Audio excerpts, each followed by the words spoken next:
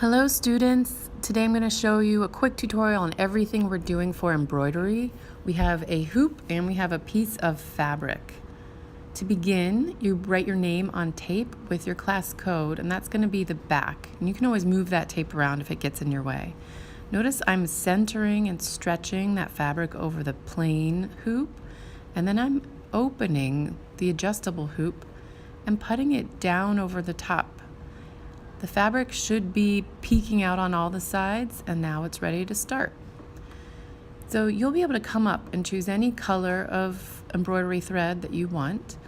My trick is to find the end, pull it up about 2 or 3 feet from the table as it unfurls, and then snip down by the bobbin. The bobbin is the piece that's holding the thread all wound up.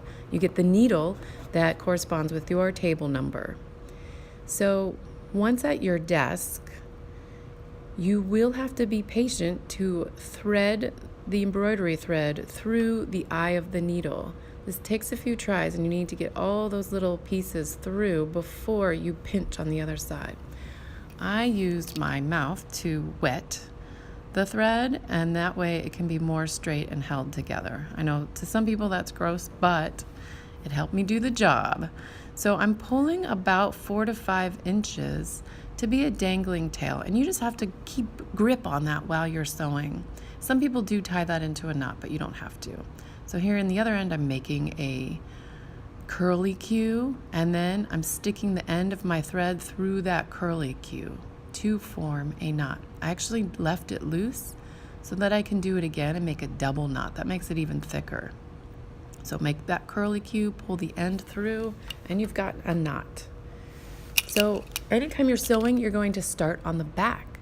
This way, all your messy stuff like knots and snags and tangles are on the back, while the front looks beautiful and perfect.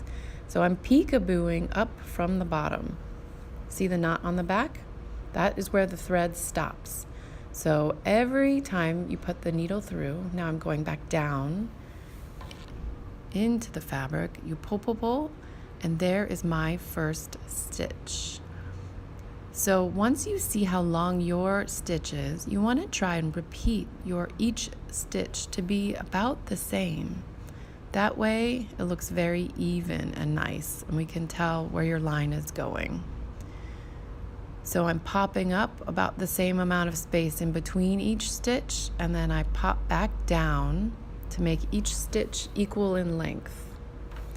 And for different colors, you could do different lengths of stitch. Maybe I do a red stitch now that is very small.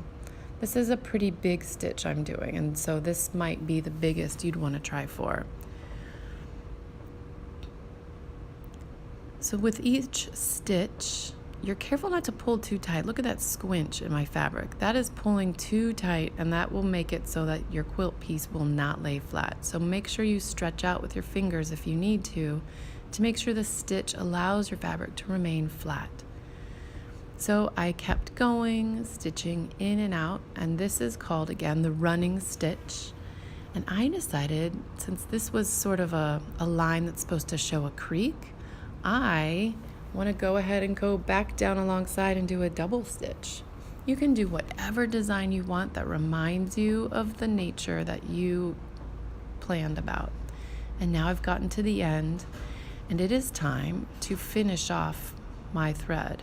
To keep it from pulling back out, I'm going to stick my needle under another nearby back stitch. And my needle just came off, but that's okay, because I'm going to now tie a knot. And sometimes your knot doesn't have to be perfect. Don't tie it too tight to make a squinch, but now it is secure on the back. And anything that is a long thread, even my initial one, I can trim to be about 1 centimeter long. And now I can start with my next thread. Enjoy.